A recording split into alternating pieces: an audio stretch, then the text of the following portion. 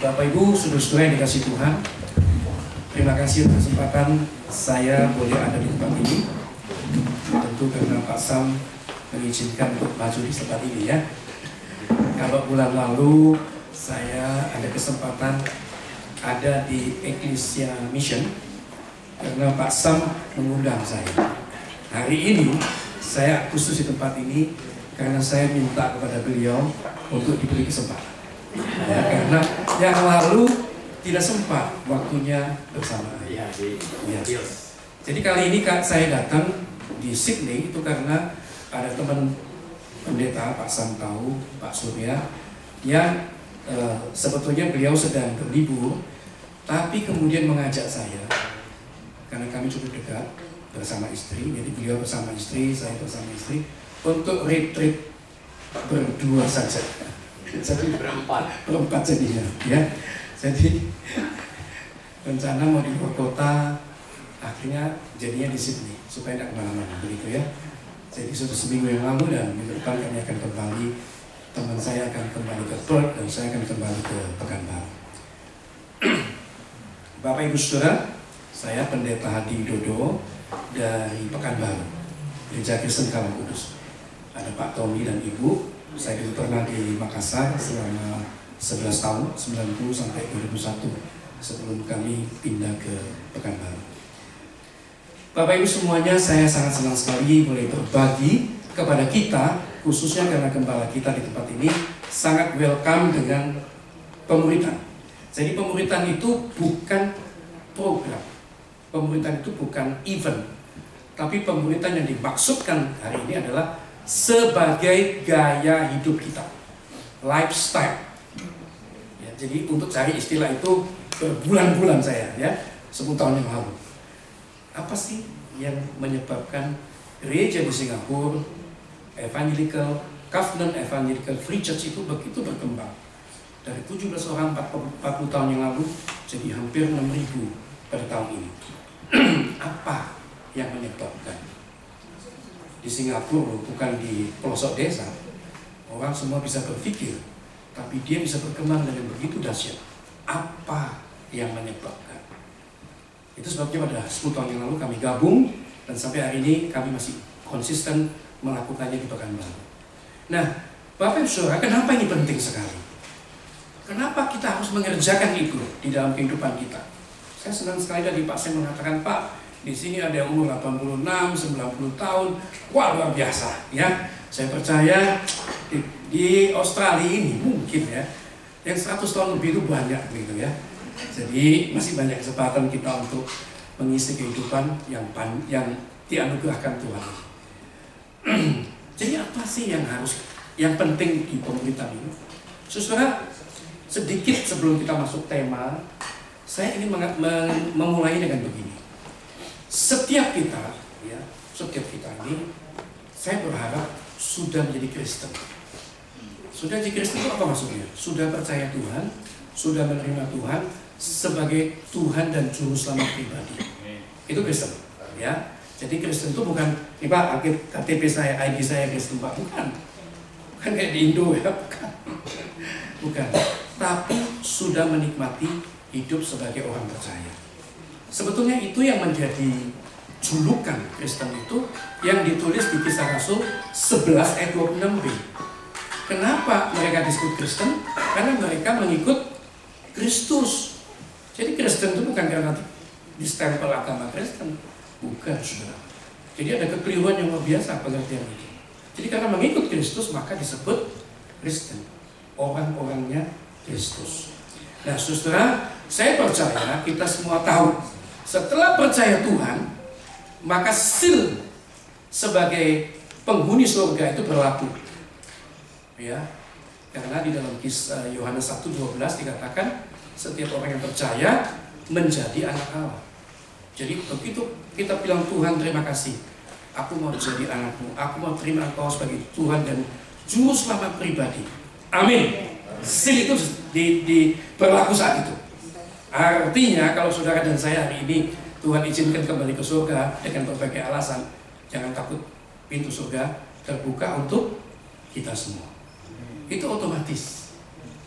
Ya, jadi nggak ada Nggak ada, oh ini Kristennya masih setengah tahun, ini belum sempurna, ini Kristennya dia hanya lewat televisi, nggak boleh. Nggak, saudara. Nggak ada itu. Saudara ingat cerita tentang perampok di samping Tuhan Yesus? Dulu kalau namanya perampok itu disalib, itu pasti dia penjahat, ya, penjahat besar, ya. Jadi sampai ada pengertian bumi itu terlalu suci untuk penjahat yang demikian. Jadi kalau perampok penjahat digantung, itu dia dianggap terlalu kotor untuk dikebumikan, sehingga dia harus digantung sampai mati. Dagingnya, jenazahnya dimakan sama burung pemakan bangkai. Itu pengertiannya. Nah, orang demikian, waktu lihat Tuhan Yesus, salah satunya mengatakan, Tuhan, kalau engkau di Firdaus, ingatlah aku. Apa jawab Tuhan Yesus? Hari ini juga engkau dan aku di Firdaus. Enak banget dia itu ya. Udah jahat begitu luar biasa, mau mati pun masuk surga ternyata. Tapi itu memang, ya. Jadi waktu dia percaya Tuhan, maka dosa itu terhapus secara otomatis. Jadi kita ini harus yakin kok, ya. Saya anak Tuhan yang sudah disucikan, ya, karena setiap saat Tuhan panggil, saat itu juga kita langsung ketemu dengan Tuhan Sang Penebus kita. Amin. Nah, begitu ya. Cuman masalahnya adalah setelah percaya Tuhan, kan kita nggak langsung ketemu Tuhan. Ya, Pak Tony dari Makassar masih tinggal di sini. Saya tadi tanya, aduh susah ya, nggak ada coto di sini. Coto itu makanan khas di Makassar. Masih ada rasa keduniawian kita. Nah, bagaimana ini? Itu sebabnya banyak orang yang suka komplain begini. Saya sudah percaya Tuhan, tapi masih susah, masih banyak pikiran, masih stres, dan sebagainya. Kenapa, saudara? Karena secara profil, secara status, kita sudah anak Tuhan. Masalahnya kita masih di dunia. Kita belum fit and proper test. Kita belum proper ini, masih ada. Ya. Saudara, saya selalu ingat waktu bercerita begini, persis seperti gambaran orang Israel keluar dari Mesir. Kita tahu Israel dijajah berapa lama? 400 tahun. Saya kira mereka sudah tidak punya mimpi lagi untuk jadi orang bebas. 400 tahun dijajah, habis dia.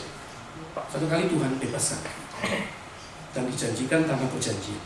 Kalau kita lihat peta, berapa jauh sih tanah perjanjian itu?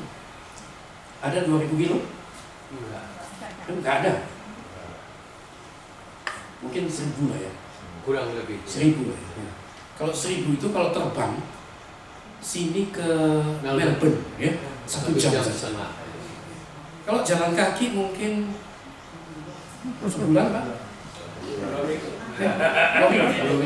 Sebulan, ya. Nah, pertanyaannya, kalau saya setengah tahun. Ya.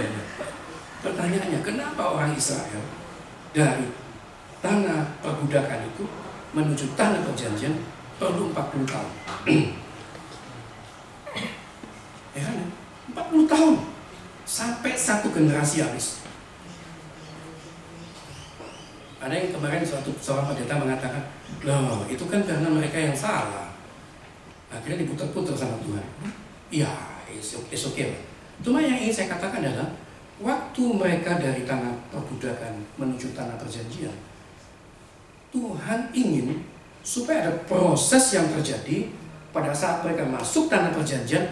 Mereka memang sesuai dengan sebagai orang bebas, sesuai dengan mental bangsa yang baru. Nah, ini prosesnya, saudara.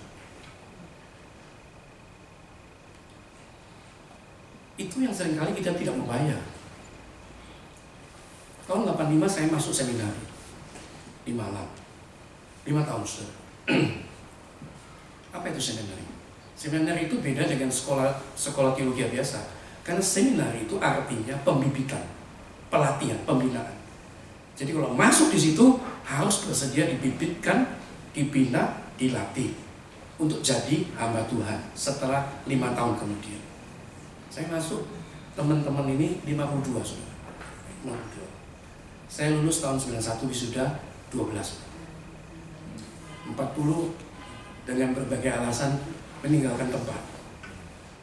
Saya bukan mengatakan hari ini, oh berarti Pak Adi hebat ya. Bukan. Waktu masuk, kita harus bisa meninggalkan, menanggalkan, membuang semua yang membuat kita tidak bisa di situ, saudara. Kalau kita baca ayat kita hari ini dari Lukas pasal 9, kalau kita perhatikan ayat kita hari ini, Lukas pasal 9, coba saudara kita baca bersama-sama. Injil Lukas pasal 9. Oh, ada di sini ya. Kita baca bersama-sama. 2, 3. Katanya kepada mereka semua, setiap orang yang mau mengikut, ia harus menyangkal dirinya, memikul salibnya setiap hari dan mengikut aku. Nah, saudara, firman Tuhan itu begitu luar biasa. Tuhan Yesus mengajarkan kalau mau mengikut Dia, kita sebagai anak Tuhan yang otomatis mengikut Dia kan. Dikatakan di sini, setiap orang yang mau mengikut aku, seolah-olah itu, misalnya hari ini saya mengajak kita semua, ayo, siapa yang mau ikut ke Israel tahun depan? Ya. Kalau sekarang mungkin dari mau ya, lagi perang saya. Tadi Pak Runa udah mengumumkan kan. Tahun depan kita ke Israel. Maka apa yang harus kita persiapkan, saudara? Tentu kita harus siap-siap. Oh, satu, tahun depan itu mungkin hawanya dingin, winter misalnya. Kita harus siapkan baju dingin. Oh, banyak jalan di sana. Wah, nggak usah ikut dong ya. Banyak jalan. Ada yang kadang-kadang naik gunung ya. Saya belum pernah pergi, saudara, tapi saya dengar seperti itu. Tapi perlu persiapan. Sebelum kita memutuskan, saya ikut. Ini juga demikian, saudara. Setiap orang yang mengikut aku, koma dulu, supaya kita bersiap. Saudara, 10 tahun lalu waktu saya mau ikut ini, gerakan ini, saya sebut gerakan, saudara, karena ini bukan program, tapi perjalanan seumur hidup. Saya berpikir, saudara, apa bisa saya? Saya kan pendeta, tapi bisa nggak saya ikut terus-menerus seumur hidup?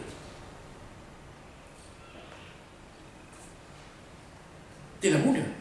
Itu berarti harus, apalagi waktu saya baca Kisah Rasul 2, saudara, ayat 41 sampai 47. Aduh, gimana itu ya? Ayat 45, selalu ada yang menjual seluruh miliknya untuk dibagikan kepada yang membutuhkan. Wah, ini bisa miskin semua kita ini. Ada pikiran seperti itu. Karena membayangkan, wah ini repot juga ya jadi Kristen yang benar ini ya. Lama-lama bisa habis semua ini, seolah-olah begitu. Tapi saudara, waktu saya memutuskan untuk bersama ibu waktu itu, saya pribadi memutuskan. Kasih keras sedikit. Oh, iya. Kurang Oh, keras. sorry. Bisa kasih keras sedikit. Iya. Ya. Iya. Kasih dekat. Tes 1, 2. Iya. Waktu saya memutuskan untuk, oke, saya ikut persekutuan kehidupan sebagai murid Tuhan. Saudara, maka yang terbayang oleh saya, heran sekali saudara, terbayang oleh saya adalah, ya, kalau memang mau ikut, yang pertama bayar perpuluhan dulu. Kok itu yang diingatkan, saudara? Saya memang tidak bayar perpuluhan, saudara. Karena ibu selalu ingatin saya, kok kamu nggak bayar perpuluhan? Loh, saya kan pendeta. Pendeta 100% untuk Tuhan. Kok masih mau dihitung per 10% lagi? Itu pembelaan saya, ya kan?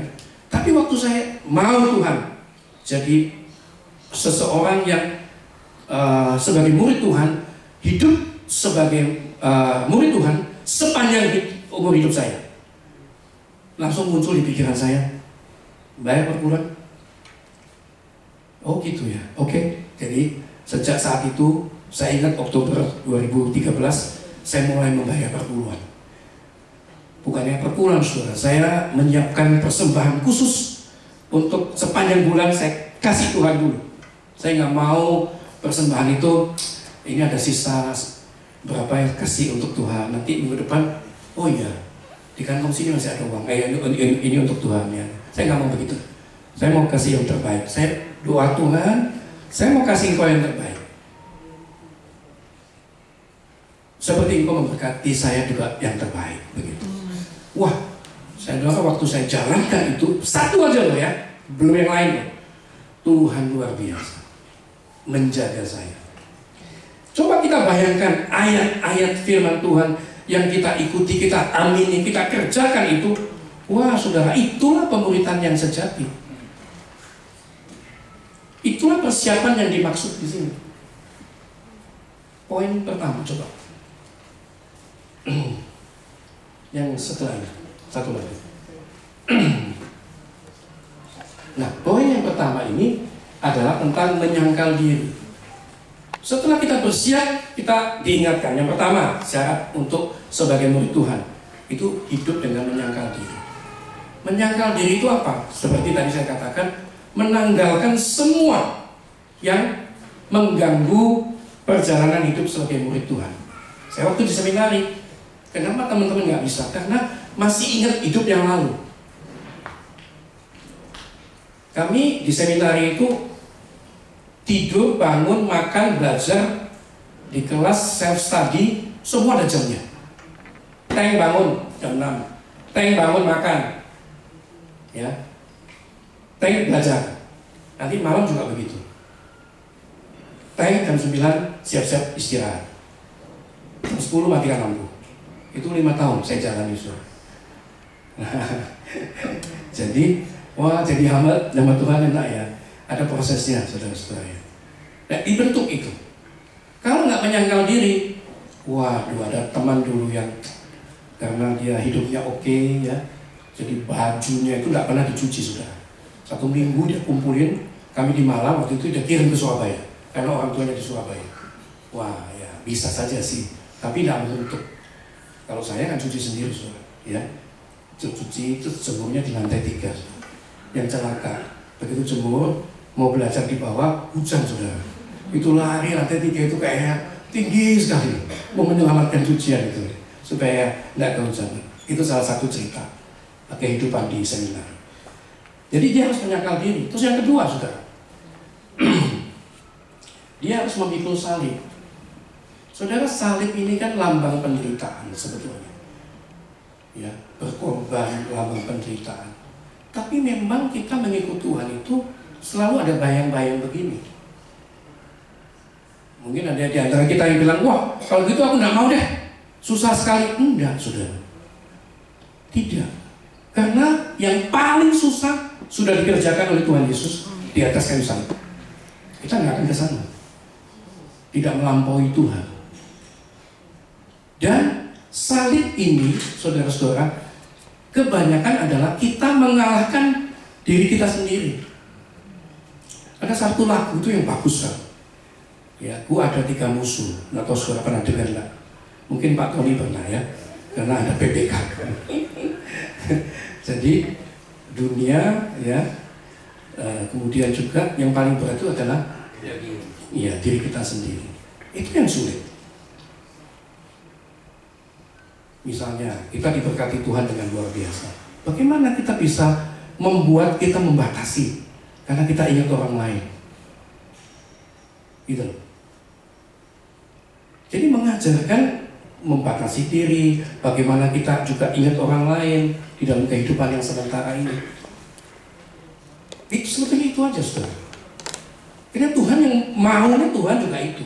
Dia bukan mau yang lain. Jadi pembentukan ini terus berproses sampai kita bertemu dengan Tuhan pada saatnya. Saudara, saya baca satu artikel sangat baik. Dia cerita begini. Sebetulnya Tuhan itu seperti pengrajin perak. Saudara, kalau perak itu mau dimurnikan, itu perlu dipanaskan di dalam tungku. Jadi artinya kalau saudara dan saya sebagai anak Tuhan, supaya kita fit dan proper dengan status kita, memang harus lewat itu, saudara. Karena jujur aja, apa yang lebih baik membentuk kita? Kita lewat kesulitan atau lewat kesukaan? Kalau lewat kesukaan, kita nggak pernah tahu, saudara. Nggak pernah bisa naik. Sekolah harus ada ujian, kesulitan. SD mau ke SMP ujian, SMP ke SMA ujian, SMA ke uni ujian. Oh, saya nggak mau ujian, nggak bisa, saudara. Kita tak pernah naik kelas. Semua harus begitu, kan? Hidup juga begitu. Jadi waktu perak itu mau dimurnikan, itu artinya iman kita mau dimurnikan, itu harus melewati kesulitan. Dalam konteks perak, dia harus dipanasi. Nah, waktu dia dipanaskan, saudara, itu ada saat yang paling menyakitkan. Kita sudah beriman pada Tuhan, banyak kesulitan, kita aduh kok jadi anak Tuhan kok susah dan lain sebagainya. Begitu, saudara. Mana Tuhan itu? Padahal waktu perak itu dipanaskan, pengrajin itu di mana, saudara? Dia sedang memegangi itu, saudara. Pengrajin itu nggak kemana-mana. Pada saat kita susah, pada kita saat sulit, Tuhan di mana? Dia di situ, saudara. Lihat kita. Dia lihat kita berproses. Berapa lama proses itu terjadi? Sampai perak itu memantulkan wajah pengrajinnya. Jadi kalau perak yang murni itu, dia bisa memantulkan wajah pengrajinnya. Sampai Tuhan nampak di dalam kehidupan kita masing-masing. Maka proses itu akan selesai. Tuhan tidak kemana-mana, persis seperti pengrajin itu. Jadi waktu kita pikul salib, oh berat ya? Enggak, saudara. 1 Korintus 10:13. Ujian-ujian pencobaan itu tidak melampaui kekuatan kita. Nggak melampaui, saudara. Aduh, aku paling susah. Enggak pernah itu. Kita punya anak, kita mau uji dia, mau latih dia. Nggak mungkin kita bebani dengan beban yang anak baru 10 tahun. Kita punya perusahaan. Ayo, mulai besok kamu urus perusahaan. Karena tidak. Sesuai dengan kemampuan dia pelan-pelan. Itu pun kadang-kadang kalau anak sekarang, saya kadang-kadang khawatir sekali karena orang tuanya terlalu cinta. Anak itu nggak boleh nangis. Saya kan di sekolah. Ada kira-kira 500-an anak TK SD. Ya. Itu kalau anak ada satu kecubit teman, papanya datang. Siapa yang tapi itu? Wah, saya ingat dulu waktu SD tiap Sabtu saya kena cubit, tak ada yang membela saya. Karena pakai pramuka, nggak boleh keringatan ya. Ya pasti keringatan lah. Baju pramuka itu kalau keringatan kan paling kelihatan. Iya kan?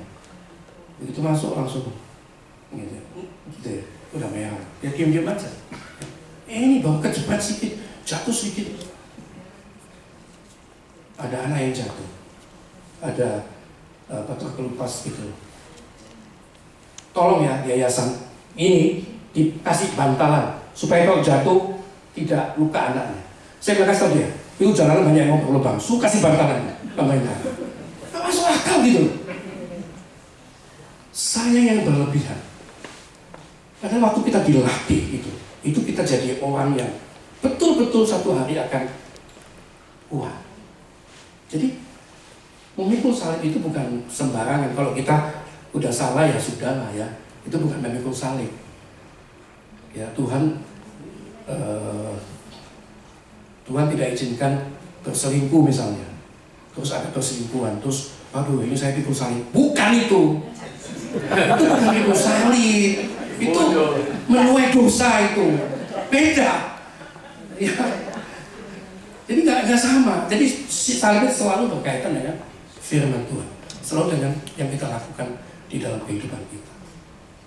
Tapi kalau itu yang terjadi, bertobat dulu dari dosa itu. Bertobat dulu. Baru kita ngomong salib. Nah yang ketiga, saudara, itu adalah tentang apa yang disebut dengan mengikut aku, tentang ketaatan seperti Kristus. Saya terjemahkan begitu. Kita taat seperti Kristus taat kepada Allah Bapa. Jadi mengikut Tuhan itu tidak boleh tawar-menawar, saudara. Tidak boleh, saudara. Kita harus melakukan seperti yang Tuhan firmankan. Kalau Pak Pendeta Sam di sini berkhotbah atau teman-teman hamba Tuhan berkhotbah, itu bagian dari firman yang harus kita dengarkan dengan baik. Tadi saya mau khotbah di GKY, terus ada seorang pengurus bilang, Pak, bagaimana kita bisa memahami Tuhan di dalam keseharian ini? Kita nggak bisa mendengarkan suara Dia. Saya waktu sharing dengan Pak Sam itu di leader, saya bilang, salah satu hal yang paling penting di dalam pemuridan, menurut saya, menurut pengalaman saya adalah waktu kita mengalami apa yang disebut dengan pengalaman spiritual. Pengalaman spiritual itu adalah waktu di mana kita bisa merasakan kehadiran Tuhan di dalam kehidupan kita. Campur tangan Tuhan di dalam kehidupan kita. Tuhan itu di mana? Dia di sini, saudara. Seperti pengrajin. Tapi karena kita tidak melatih diri secara spiritual, tidak melatih diri dekat dengan Tuhan, jadi dia tidak terkonek dengan kita. Sorry. Dia tidak terkonek karena kita tidak terlatih untuk itu. Ada nggak analoginya? Ada. Saya sama ibu di rumah berdua. Beberapa waktu yang lalu ada kesibukan saya, kesibukan yang luar biasa lah ya. Kalau para laki-laki itu kan kalau sibuk itu sibuknya nggak menentu begitu, biasa lah ya. Pokoknya sibuk gitu dan pulang gini. Nah, karena kebiasaan begitu, nanti kalau ibu nanya sesuatu hal, oh tadi ada gini, oh gini aja, tadi gini, gini aja gitu loh. Nah, ibu satu kali berkomentar, kamu ya di rumah itu ya, cara jawabnya itu kalau seperti cara jawab di kantor aja, sama staff itu, gini aja, gini aja, gini aja. Jadi nggak ada satu komunikasi. Heran ya? Itu bisa terjadi, saudara. Dengan istri, dengan anak, bisa terjadi. Kenapa? Kurang komunikasi. Satu rumah, tapi kurang komunikasi. Nggak ada bercakap-cakap, cerita ini, cerita itu. Dengan Tuhan juga begitu. Kalau kita lakukan membaca firman setiap hari, kalau kita merenungkan firman itu setiap hari, kalau kita memahami apa yang Tuhan katakan itu setiap hari, itu luar biasa, saudara. Tadi saya waktu sudah sampai di sini, Pak Agung bilang, oh Pak saya masih ada ini live group. Wah bagus banget. Komunitas kecil, komunitas berbagi kehidupan setelah kita mengalami firman Tuhan.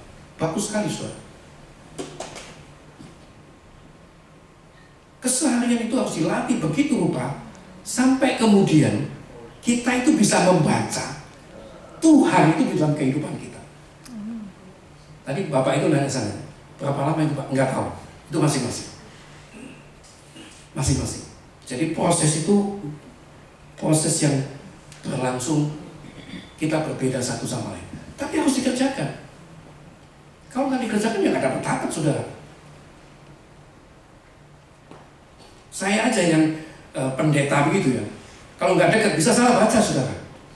Kan kita masing-masing punya pengalaman nih. Kita bisa salah baca. Tahun 2000 saya mengalami kecelakaan. Sebetulnya ya orang yang mau celaka, saya jadi celaka gitu loh, saudara. Saya udah parkir di pinggir jalan, ditabrak dan motor dari belakang. Saya pun nggak tahu yang tabrak itu siapa.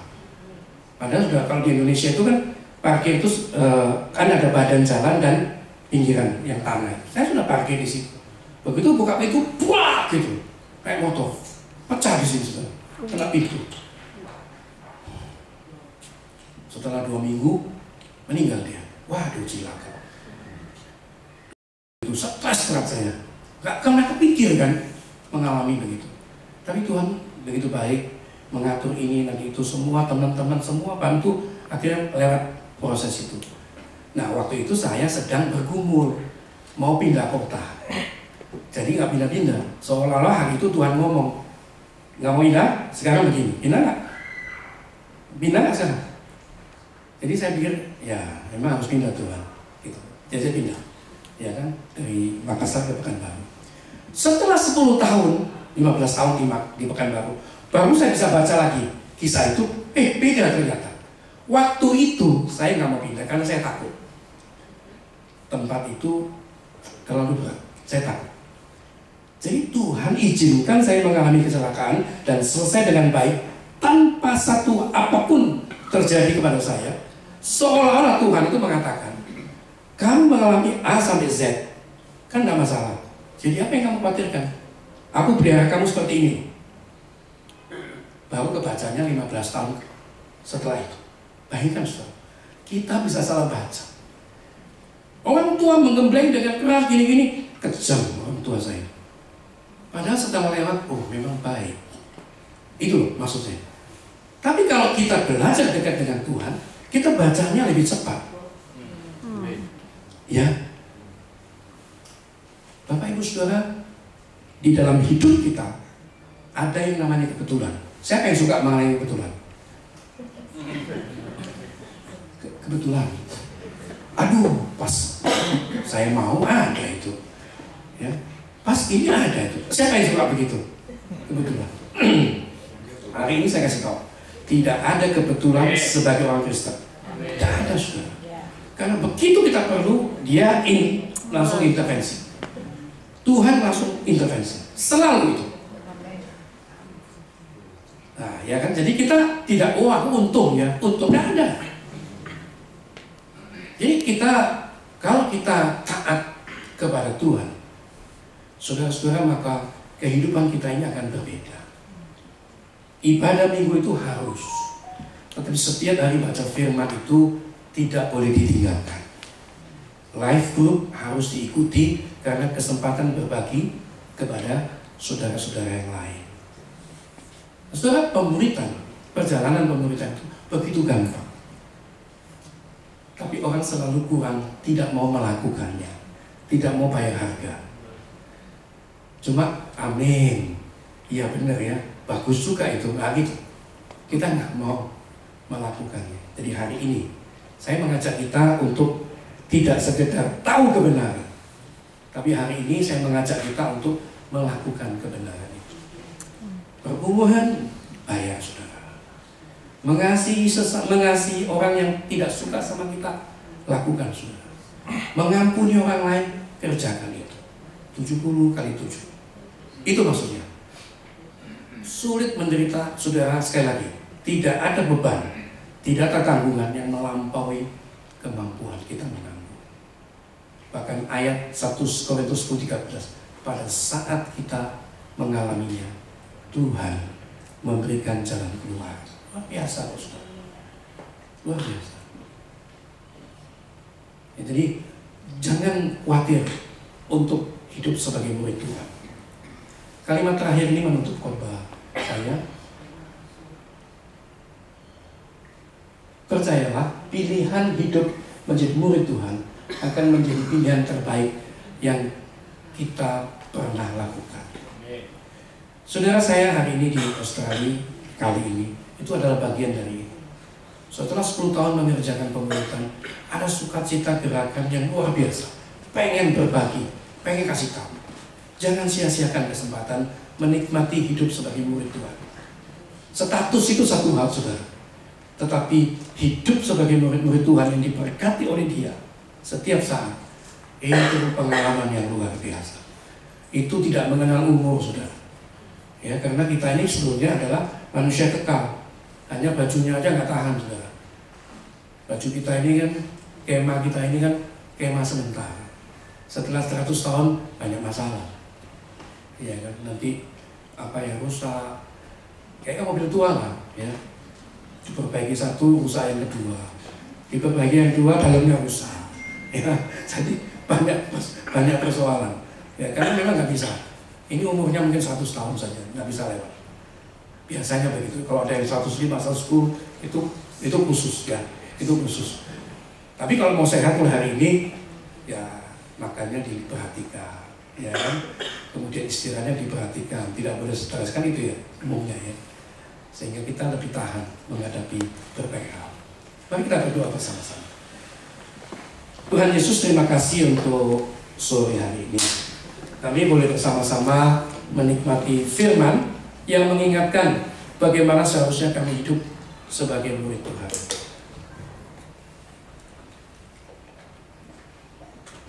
Tolong kami supaya kami selalu mampu melakukan yang terbaik bagi Tuhan.